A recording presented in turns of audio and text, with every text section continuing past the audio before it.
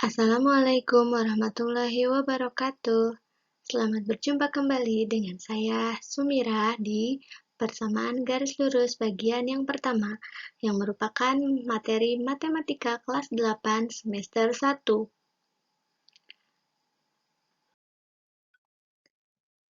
Materi ini masuk pada kompetensi dasar 3.4 menganalisis fungsi linear sebagai persamaan garis lurus dan menginterpretasikan grafiknya yang dihubungkan dengan masalah kontekstual.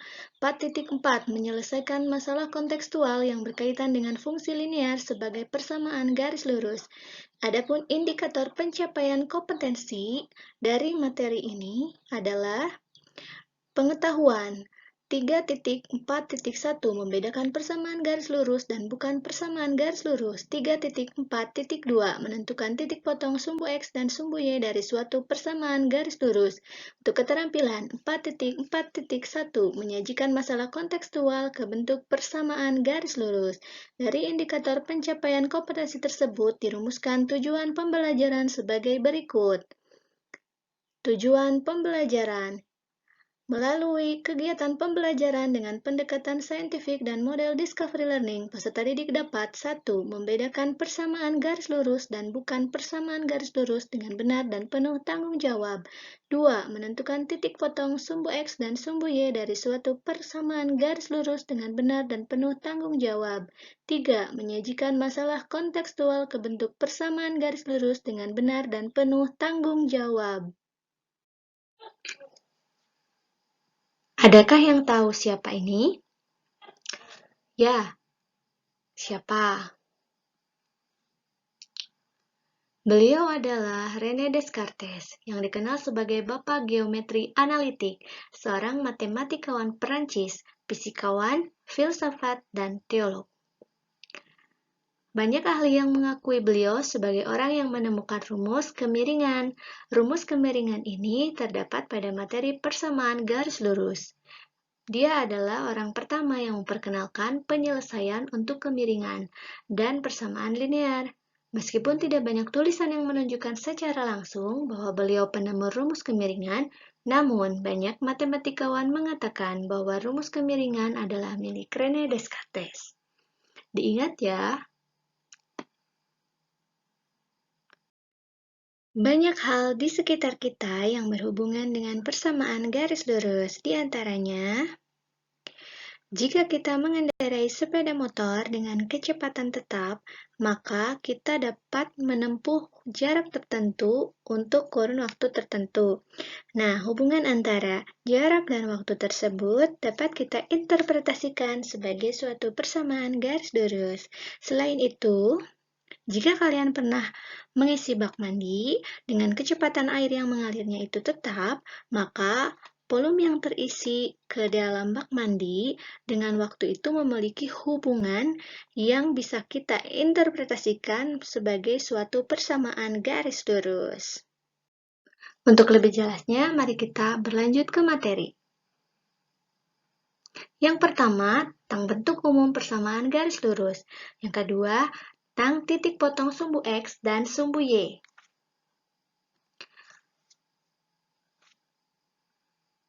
Are you ready to learn? Let's go!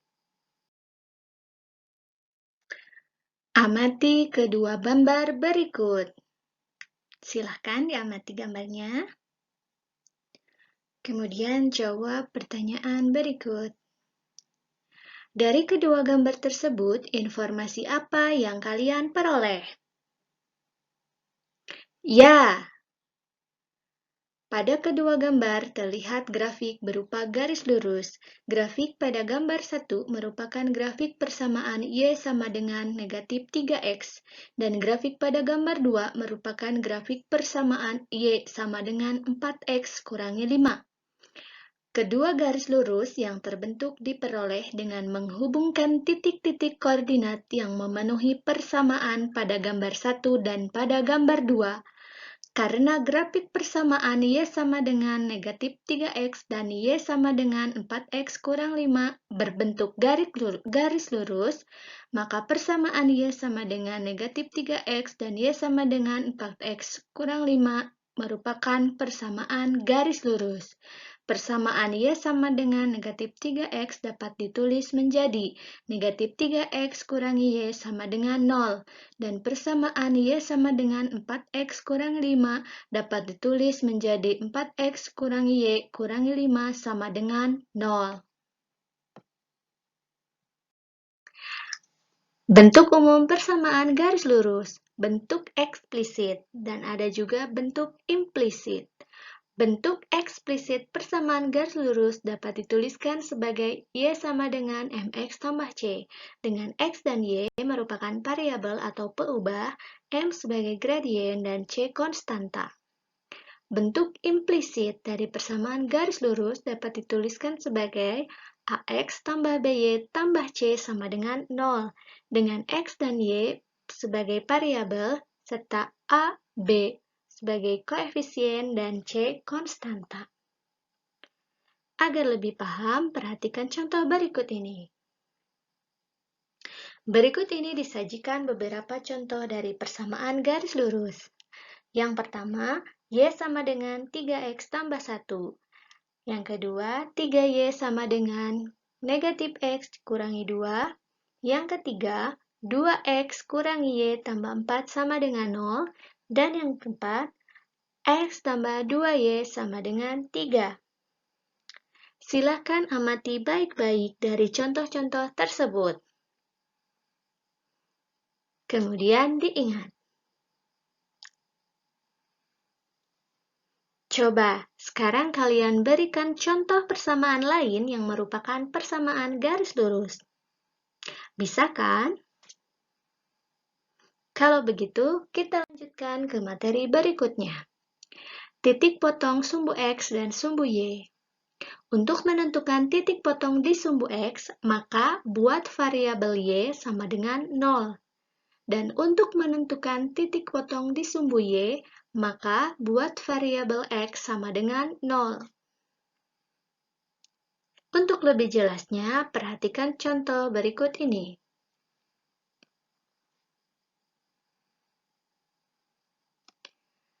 Diberikan suatu persamaan garis lurus Y sama dengan 2X kurang 4. Bagaimanakah cara dalam menentukan titik potong terhadap sumbu X dan sumbu Y dari persamaan garis lurus tersebut? Ada yang tahu? Kalau belum, perhatikan penyelesaian berikut. Menentukan titik potong di sumbu X, maka buatlah variabel Y menjadi sama dengan 0. Maka, persamaan Y sama dengan 2X dikurang 4, Y-nya kita ganti dengan 0. 0 sama dengan 2X kurangi 4. Kita tukar posisinya, 2X kurang 4 sama dengan 0. Sehingga, 2X sama dengan 4. X sama dengan 4 dibagi 2 sama dengan 2. Diperolehlah titik potong di sumbu X yaitu 2,0. Selanjutnya kita cari titik potong di sumbu Y. Buat variabel X sama dengan 0. Maka Y sama dengan 2X kurangi 4. X-nya kita ganti dengan 0 sehingga Y sama dengan 2 kali 0 kurangi 4. Y sama dengan 0 kurangi 4. Y sama dengan negatif 4. Diperolehlah titik potong di sumbu Y yaitu 0, negatif 4. Jadi, titik potong terhadap sumbu X dan sumbu Y dari persamaan garis lurus Y sama dengan 2X kurang 4 adalah 2,0 dan 0, negatif 4. Sudah paham sampai sini?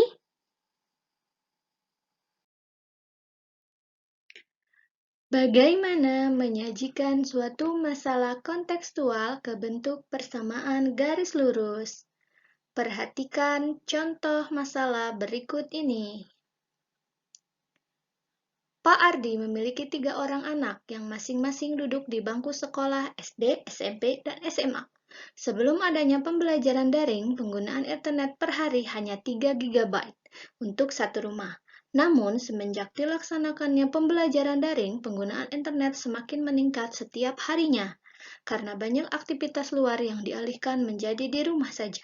Berikut tabel data penggunaan internet di rumah Pak Ardi sehari sebelum adanya pembelajaran daring dan selama 5 hari daring.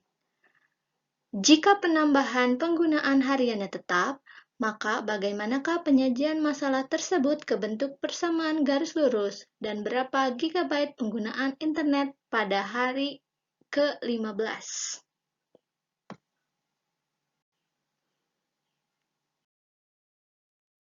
Berikut penyelesaian masalah tersebut. Dengan mengamati tabel, misal hari ke adalah X dan penggunaan internet adalah Fx, maka dapat kita tuliskan untuk X sama dengan 0, Fx sama dengan 3. Untuk X sama dengan 1, Fx sama dengan 5, yaitu 2 kali 1 tambah 3. Untuk X sama dengan 2, Fx-nya 7, yaitu 2 kali 2 tambah 3. Untuk X sama dengan 3 diperoleh Fx-nya 9, yaitu 2 kali 3 tambah 3. Untuk X sama dengan 4, Fx-nya 11, yaitu 2 kali 4 ditambah 3. Dan untuk X sama dengan 5, diperoleh Fx-nya 13, yaitu 2 kali 5 tambah 3. Berdasarkan uraian di atas, dapat disimpulkan penggunaan internet hari ke X dirumuskan Fx sama dengan 2X tambah 3. Jika Fx sama dengan Y, maka penyajian masalah ke bentuk persamaan garis lurus adalah Y sama dengan 2X tambah 3. Jadi, penggunaan internet di rumah Pak Ardi pada hari ke-15 dapat dihitung sebagai berikut. Diketahui X sama dengan 15, X-nya masukkan ke persamaan Y sama dengan 2X tambah 3, sama dengan 2 kali 15 tambah 3, sama dengan 30 tambah 3, sama dengan 33. Jadi, penggunaan internet di rumah Pak Ardi pada hari ke-15 adalah 33 GB.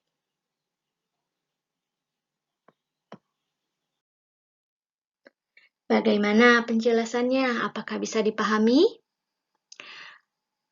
Kalau begitu, coba jawab pertanyaan berikut. Apakah persamaan negatif 3Y tambah 6 sama dengan 2X merupakan persamaan garis lurus? Simpan jawabannya untuk disetorkan kepada guru kalian. Terima kasih. Wassalamualaikum warahmatullahi wabarakatuh.